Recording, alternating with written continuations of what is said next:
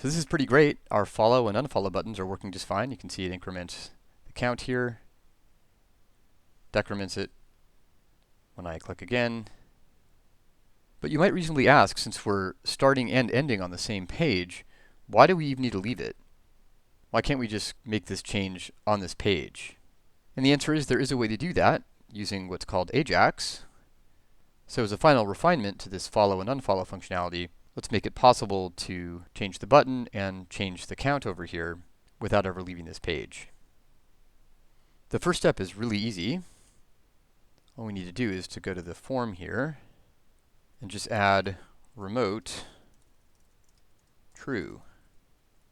Same thing on the unfollow form.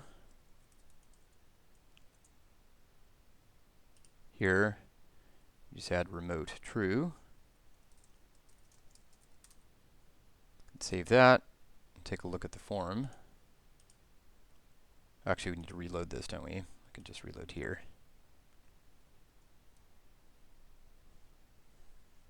It's easier to inspect it again. Now in the form you can see there's an extra attribute, data remote true.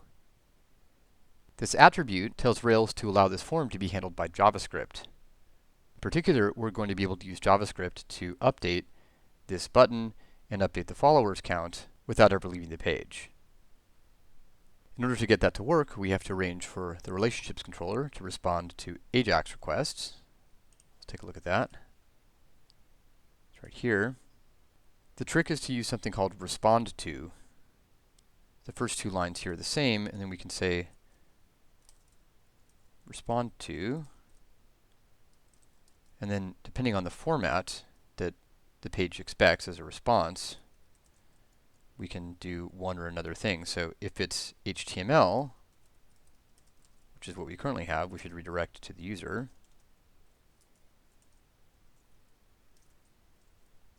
In fact, this will work exactly the same. We can do this here. It's the same code. So this doesn't change anything. This form will still work. Click here. I think it'll work. Okay, so the reason it's not working here is because I have JavaScript enabled in my browser. And so Rails is expecting something to respond to a JavaScript request. But what's cool is that this sort of design degrades gracefully. So if I shut off JavaScript, which I don't want to do because I'm sure Cloud9 relies on it, but if I were to disable it, this button would work just the same as it did before I put in remote true in here and in the unfollow form. So let's get this to work. We need to respond to not just an HTML request, but also to a JavaScript request.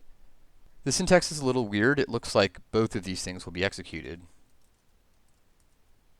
This is the way to do it. But in fact, each of these lines is kind of like an if then else. It's like respond to do format.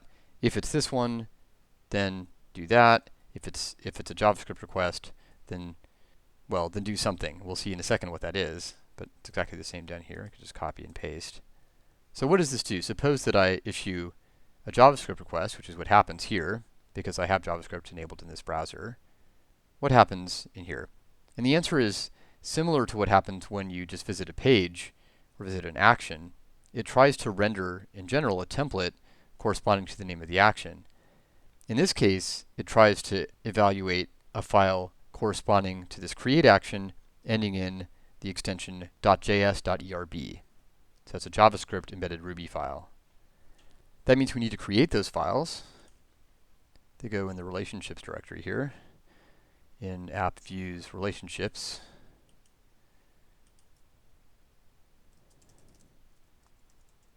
So this is the convention. Inside a create action, format.js will try to render this, and then we can do the same thing for destroy.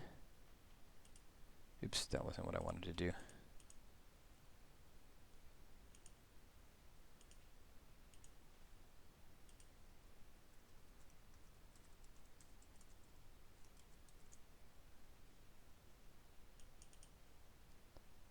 Now inside these files, these JS.erb files, we actually have access to a powerful JavaScript library called jQuery. jQuery has, among other things, a syntax that lets you pick out an ID from the page. So if we look at the follow form here,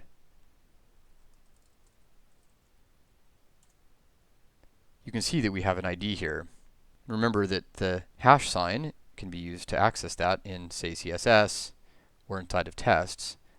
So in jQuery, it's a $sign and then hash sign the ID. So this lets us grab this element here, this div. What we want to do here is insert, well, which form is this? This is the create a new following relationship.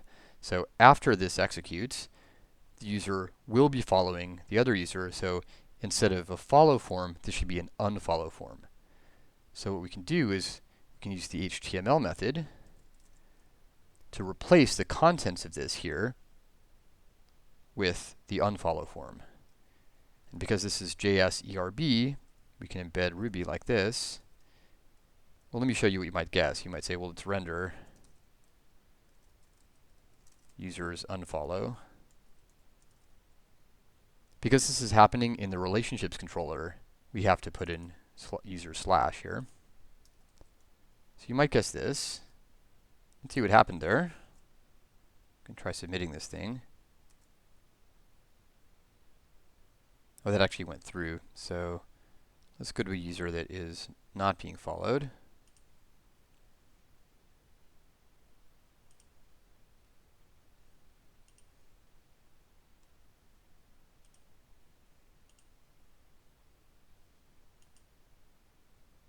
So you can see I clicked there, but it didn't actually change the form. And that's because it's trying to insert this HTML, but that's not valid inside of JavaScript. So we actually have to escape it out. We do that with the escape JavaScript method. If it seems like this is probably pretty hard to debug, you're right. This is really nasty. Sometimes you can get some help by looking at the inspector like this.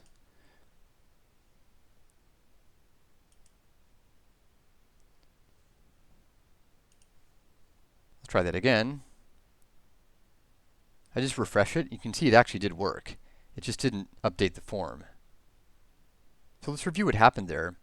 I clicked on the follow button, and it actually did go to the relationships controller.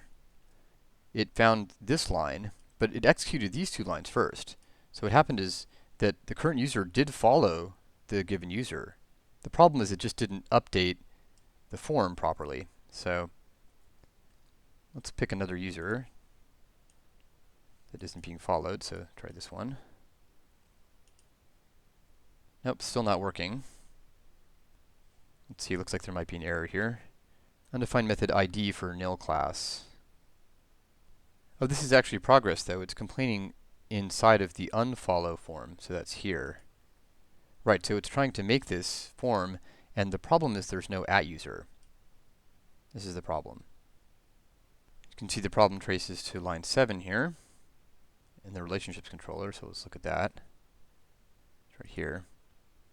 Yes, and you can see that this is just a regular user, so let's make it an @user. We didn't need it to be an @user before, but now we do.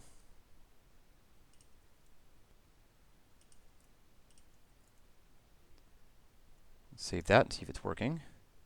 Again, if we refresh this, it'll actually go to unfollow because the follow is happening. It's just not being updated on the form.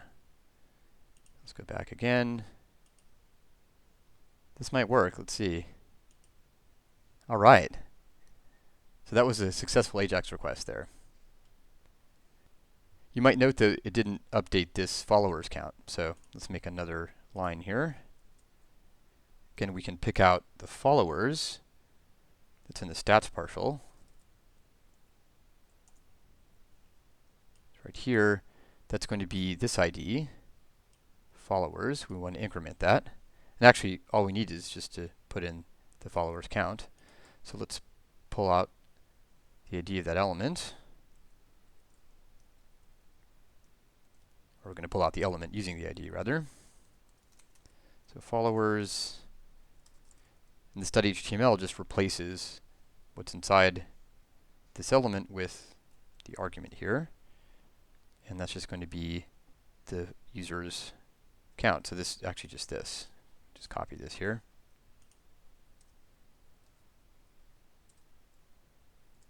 Save that and see if that works.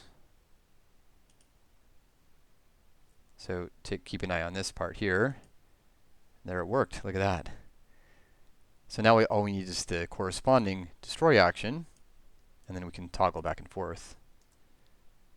We just copy and paste and change this to follow. This is still follow form. And the second line is still the same as well. We're just replacing this ID's contents with the updated count. So if we save this and then refresh this, we should be able to just click here, follow, unfollow, follow. Look at that. So this is working. It's hitting the server using AJAX, but it's not doing a full request loop.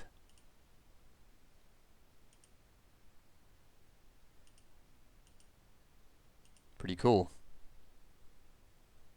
Let's log in using Opera and disable JavaScript, see what happens.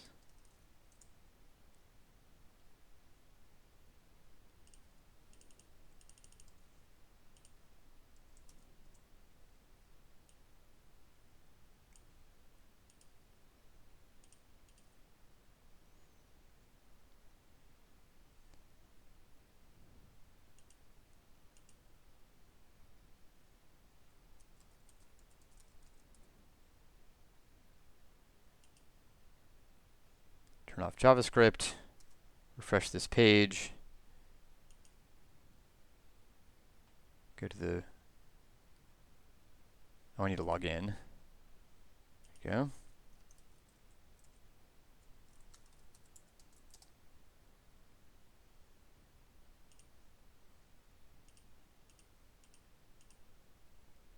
And if we go to one of the users with JavaScript disabled, oh man, it didn't work. Why didn't it work? This is a highly instructive example. I don't know how to solve this any more than you do. But what I can do is I can try Googling the error message. I tried this, Rails JavaScript degrade gracefully, invalid authenticity token. It's this here. And from this, top hit here is at Stack Overflow. You can see Stack Overflow works best with JavaScript enabled. So that's a nice confirmation that, in fact, JavaScript has been disabled. And this is, in fact, the same problem that we just run into. And the answer, turns out, is to put a configuration variable inside, where is it, application.rb. Let's see if that works.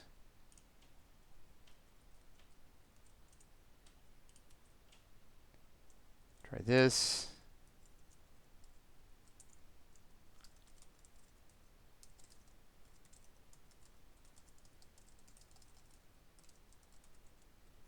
Restart the web server. And let's see if this works. Let's try this now. All right, it degraded gracefully now. If we go back here to this, it still work? Yeah. All right, look at that. I'm glad I tested that. I just claimed in the book that it would work, but in fact, it didn't work. To be fair, that behavior is new as of Rails 4, apparently. But that's great. So now we've got working follow and unfollow buttons, both using AJAX if JavaScript is enabled, and using just regular form submission if JavaScript is disabled.